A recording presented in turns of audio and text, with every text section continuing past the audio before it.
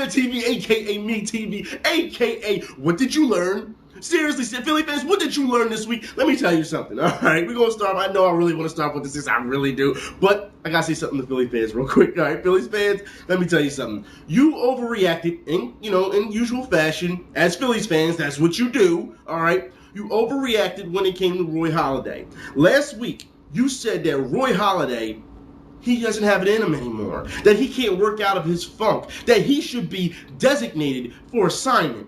And then Roy Halladay yesterday went out there and dominated the team and got his 200th win. So, Philly fans, what did you learn? Huh? Anyways, let's go on. I want to move on to Sixers. You guys know, all right, what happened last night. I've been laughing since last night, and I knew this was going to happen. We just talked about last week, all right? But Doug Collins has decided to quit the Philadelphia 76ers after this season. Now, I do want to talk about this a little bit due to the fact that I was having such a great time with this because for those who, who's reading my Twitter, y'all saw my reaction. I put Marstain the time up when he's doing the bird, and I said, bandwagon Sixers fans, I said, who love Doug Collins or who think that this team is going to go somewhere, this is how they're going to react to the news. And I find this quite funny because, I've been saying this for how long? When Doug Collins was first hired, I did a video about this years ago. When, Doug Collins was first hired, I said it was a bad mistake to hire him because if you look at his track record, what happened? All the teams that he had that had a lot more talent than what we had today. All right, he still couldn't get the job done. And he's been out of the NBA for X amount of years. So he's lost that connection with players. And before you say, but that's not true, look at the product on the floor now. How many times have we had to hear that the players aren't listening to him? How many times have we had to see Doug Collins freak out and call out his players? And then fans had a problem with it. These are the very same fans that don't want Doug Collins to leave, but you just blazed on him a couple weeks ago for calling out the players. And I did a video on that back in Doug Collins because he has every right to do that. Okay, so Philly fans, already you're flip-flopping, okay? But let's keep going because I want to talk about how Doug Collins has had his hands in these picks. But this roster, he has put his hands into this, him in the front office. Now, anyone who's watched the Sixers for at least previous decade, all right, we've had front office problems. And I'm going to talk about this a little bit later because I want to talk to CEO Adam about this, okay? And how he's making all the wrong moves. But understand that this is nothing new. So if you thought that the Sixers were going to go somewhere this year, regardless of Bynum, you're crazy. And I want to talk about Andrew Bynum because you guys have known, all right, that last night I had said I was pretty much predicting everything that was going to happen, the reaction of fans and the media coming in this morning. And what did I say? The first thing I said was, in before people start blaming Andrew Bynum for all this. And lo and behold, here we go, fans, blaming Andrew Bynum.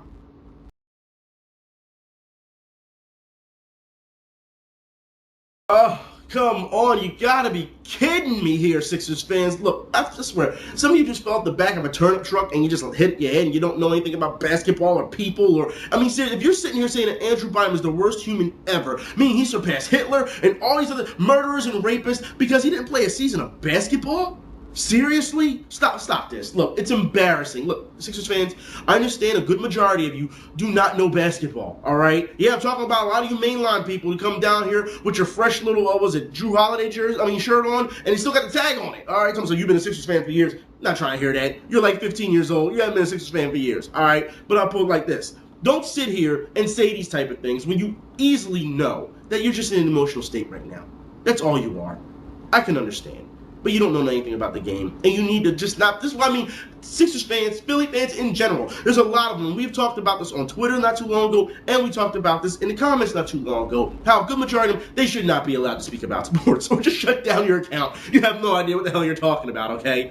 But I'll put it like this. As that time was going on, what did I say? In before, people blame Bynum. In before people want, Larry Brown and Iverson back. All right, because that's not the solution to things. In before you want to resurrect Darryl Dawkins' career. In before you want to find Dana Barros. In before you want Clarence Weatherspoon to lose weight. It's not going to happen. All right? There are bigger problems to this. And it seems like nobody understands this. And what did I say? The coaching search, it was pretty much on last night. I knew this morning they were going to start up. And the media, damn that the media didn't do that and fans tried to participate. I swear, this is what's embarrassing about Philly sports right now.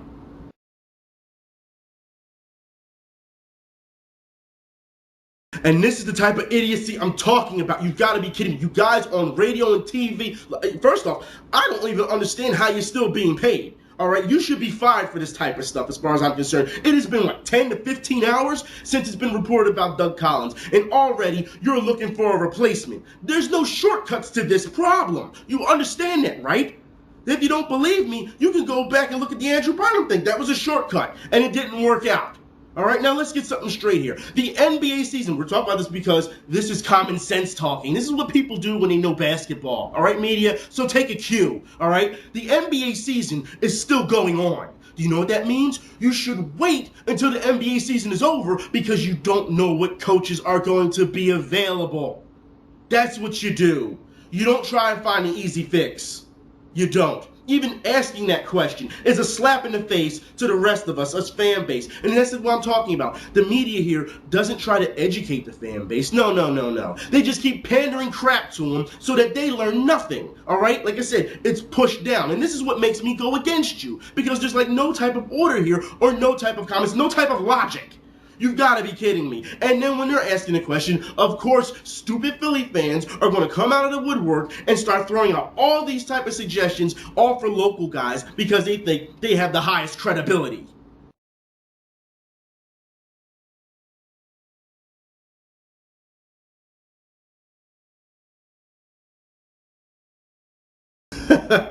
And this is what I mean when people become completely asinine. You have to be kidding me to think that because they're local guys, that would give them instant credibility. Now, I want to talk about this a little bit because, first off, Jay Wright would not come to the Sixers due to the fact that he's already having problems in college, and the Sixers tried to get him before, and he said no, all right? Now, let's also talk about Fran Dumpy. There's a reason why he is a great coach on the college circuit. That's why he is staying there. He is not coming here unless the Sixers throw them a ton of money, all right, which the Sixers are known to do, because anybody who knows how this goes, the saying goes in Philadelphia, or in basketball in general, in the community, if you want money and not perform in basketball, go to Philadelphia. That's how it works. But also understand that these things would not happen. And let's talk about local credibility, because it's never worked out for the Sixers. And if you don't believe me, go ask Doug Collins.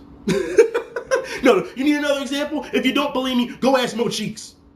Just because you played here, because now people want Aaron McKee, look, just because you played here or because you're a good local guy doesn't mean that all of a sudden the fans are going to accept you. And I've told you this before, and this goes back to the front office. Because like I said, CEO Adam, about a month and a half, turned around and said, well, this is our priority, and this is how we're going to try to get people, pretty much to put asses in the seats. And people aren't going to come because, we're not winning, or big-time players don't want to come here because fans aren't showing up. So you're trying to put it on the fans. You have to understand that this is more than just getting fans into the seats. You have to be invested in this community. And I keep telling you this time and time again, but nobody wants to hear that. Even the media has not said anything to you, because all they've been doing is kissing your backside. Whether it's radio, whether it's CSN and D-Line and all them, nobody wants to talk about the flaws of this team. So when you're kissing this guy's backside and patting him on the back, guess what? That means his ego's going up. Meaning he thinks he's doing something right, which means that you guys are looking stupid because he's replacing the loyal fans that have been there for years with bandwagoners. And then when you're not winning, the bandwagoners don't show up, and now you have nobody. That's what comes down to. That's what comes down to. But it seems like CEO Adams still has. I'm telling you, all you got to do is give me 5 minutes with this dude. That's all you got to do. But it seems like nobody wants to hear that. All right? You want the Sixers to keep failing? Go ahead. All right? I'll just sit and watch it burn. I'll throw a party. I'll bonfire. All right? I'll throw a party and watch the franchise burn. I don't care how many stunts you got to keep pulling. I don't care how much money you're putting into entertainment at halftime shows. I don't care that you got to keep parading Will Smith around as, oh, he's an owner as well, so let's put him up front so we can see him. I don't care how many legends you bring back on the floor to wave the fans, or bring Iverson back to wave the fans. It doesn't matter. None of that equates to wins. None of it. But yet, fans are okay with this. And this is what I've been talking about with Doug Collins as well. Because a lot of people are sitting here saying that, we love Doug and we don't know, but you can't, when you talk to these people who love Doug Collins, they can't tell you why they love him. They can't tell you. And you want to know why? Because you've been hustled. How many times have we seen the commercials? Doug Collins, passion, pride, intensity, 76ers. You have been hustled from the beginning. And it's all because of them trying to sell you hype instead of trying to sell you winning. That's all it is. And the media has gone along with it. Yet, you'll still believe the media all the time instead of taking it by a case-by-case basis. And you'll still believe that the front office is doing so well when the front office, like I said, for the previous decade, has not done a damn thing. They've made so many mistakes, and no matter how many times you keep replacing people, no matter who is the face out there, they keep making the same mistakes. But yet, I'm the person who's just sitting on my couch realizing all this, but I'm sure I'll be the bad guy in this one for telling you like how it is, right? That's how it goes. See, you want to keep me on the back burner, that's fine. But also understand the guys that you have out there who are being mouthpieces don't know what the hell they're talking about. But I guess this is all part of the plan, right? Keep them stupid, keep them dumb, so that you can keep putting out a mediocre product. That's what it seems like these days. Like I said, Sixers fans, you're being hustled. And we're going to talk about this a little bit more about this hustle, man. All right? Because for those who don't know, the Brooklyn Nets. That's right, the Brooklyn Nets, you fan base, and I'm not talking about you guys who think, oh, I'm going to rep Brooklyn because, you know, I'm from Brooklyn, blah, blah. I'm not talking about that. I'm talking about people who decided they want to become a Brooklyn Nets fan because Jay-Z was involved. And we just saw this, all right, because they put Jay-Z in the front. First off, let's get something straight. This is not Jay-Z's team, all right? He is, what, 1/15th minority owner or something like that? The Nets are in their first inaugural season when it comes to being in New York. And already, if you don't know, Jay-Z is looking to sell his, stock. Already. Know what it means? He hustled you. It means he used his fame to bring you over to sell merchandise and probably put some asses in the seats. And now he's leaving. All right? Because we know what's going to happen. Because once he decides he wants to become a baseball agent, he wants to play this Master P role, you know what he's going to do, right? He's going to go right back to Madison Square Garden and try to sit in front there with the Knicks. You've got to be kidding me. The Nets are a joke. They're a joke. Not as much of a joke as the Sixers, but the Nets are a joke. And their fan base, like I said, you guys watch basketball and you all for it, that's fine. I'm talking about people who don't know a damn thing about the Nets. They're a joke. I said it.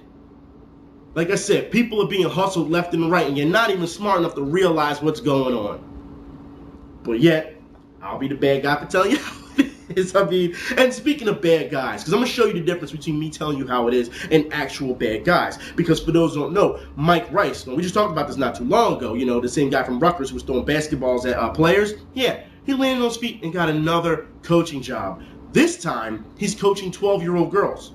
So let me get this straight. Parents, after seeing what he has done on a college level and go off, why would you want your kids to be coached by this man? I'm just wondering. I just don't understand. Really, does society just not care anymore? Do you not have anything you want to fight for? I mean, you're all always talking about how the children are our future and it's our kids and I'll do anything for my kid. But as soon as something like this happens, knowing this guy's track record, all right, you're going to sit here and tell me it's okay? And I'm not trying to hear, well, Event, don't you believe in second chances? I'm not trying to hear that, all right? This guy did this for a very long time. He knew what he was doing. He didn't stop and say, wait a minute, what I'm doing is wrong. I need to change things. No, he kept it going. And yet you want your 12-year-old girl to play basketball for him. Pathetic. And I know in all this I can sit and laugh. I know other teams are probably fan bases are laughing. But you know what team can't laugh their fan base? The Lakers. They can't laugh. Because Kobe, as we all know, always hurt and whatever. And you know what, Kobe? You did too much. D'Antoni shouldn't have kept you out there for that many minutes anyway. I understand you're trying to win and you're trying to get into the playoffs. But when you have fans sitting here saying how the Lakers suck, and they're supposed to be Lakers fans, the Lakers suck, but they love the Dwight Howard. Yes, the Dwight Howard. Oh my God. People on Twitter, if you do not know what you're talking about, I beg of you, just hang it up. Just retire, please. Oh God. And Lakers fans, please, police your own. Now, yeah, you beat the Spurs last night. A lot of people say, yeah, we did it without Kobe. You also did it without Nash, right? Because he has a hamstring problem. This is going to be a problem in the future. I know a lot of people are saying, oh, well, Dwight Howard came to show up. Yeah, because Dwight Howard's getting the ball. That's what it comes down to. And you know what? Dwight Howard's going to keep doing this until somebody calls him on it. It's just going to be like Orlando again. And a lot of people say, you didn't realize how good he was in Orlando? Yeah, and what happened in Orlando? Sold his team up the river. That's what he did. And left. And now there's still talks of Dwight Howard going to leave the Lakers to possibly go to Brooklyn, where he had a chance to go before and decided he didn't want to do that. So if Dwight Howard does leave the Lakers, which would be absolutely stupid if you ask me, if he leaves the Lakers, that means there's 3 teams he's been to in what, 2 seasons? It'd be stupid from the do that. If he wants to salvage his career in any way, shape, or form, he will stay with the Lakers. It doesn't get any better, and I'll say this, when it comes to superstar talent than the Lakers. All right? I'm saying that now, and I know a lot of people will be mad I say that, but I don't care. All right? If you look at how they've done things in the past, all right, superstar talent has always been with the Lakers. And I'm not saying it's something you should get used to, because this is another thing that we've talked about before, how the NBA really needs to split it up. Did we not say that? Because you're going to have teams who live in Bumble, whatever, that won't be able to compete. We've talked about this before, but whatever. As far as I'm concerned, something needs to be done about it. I want to move on from basketball. I want to talk about hockey real quick. I want to talk to the Flyers fan base, because you've become as pathetic as the Eagles fan base when they get desperate. And I want to talk about this because we've heard all week about how the Flyers, the Flyers are losing because it's a short season. I don't want to hear it. There are plenty of hockey teams that are playing some great hockey during this short season. It is a disrespect to them that you sat here and said that. That's ridiculous on Twitter. On top of this, some of you guys said, I believe last week in the comments, that I was being too harsh on the Flyers because we're only 5 points out. Look, let's get something straight here, all right? On Sunday, Bill Clement came out and said the best possible chance for the Flyers to make the playoffs is if they run the table. That was before they played the Buffalo Sabres and lost to the Buffalo Sabres. But we have to run the table. And there would still be a chance that the Rangers would get in. Okay? So, understand. If we had to run the table and we lost to Buffalo, season's over. That's it. And now, Flyers fans want to try to pull like Eagles fans and tell people, well, don't watch the game then. If you're going to complain, don't watch the game. First off, who the hell are you to tell people not to watch the game? All right, number one. Number two, is somebody going to come? I said this before about Eagles fans. I'm saying to you Flyers fans. Is somebody going to come into my place and turn off my TV or change my channel? No. You don't have the heart to do that. So don't be telling people that they can and can't, what they can and can't watch. Okay? You have to understand people are going to watch the hockey game for entertainment value, or they're going to watch it just to see how it plays out. Hell, I still got my tickets to go this week. What do you think? I'm just going to give up because, the Flyers are out? No, I'm going to go and see it, and I'm going to have them enjoy myself and have a good time. Don't tell people what to do, you stupid-ass Flyers fans. That's what it comes down to. All right? Just because you're mad, and this is another thing. If you have to say after every loss, I still love my team no matter what, I bleed orange and black, who are you trying to convince that you're a diehard fan? Us or yourself?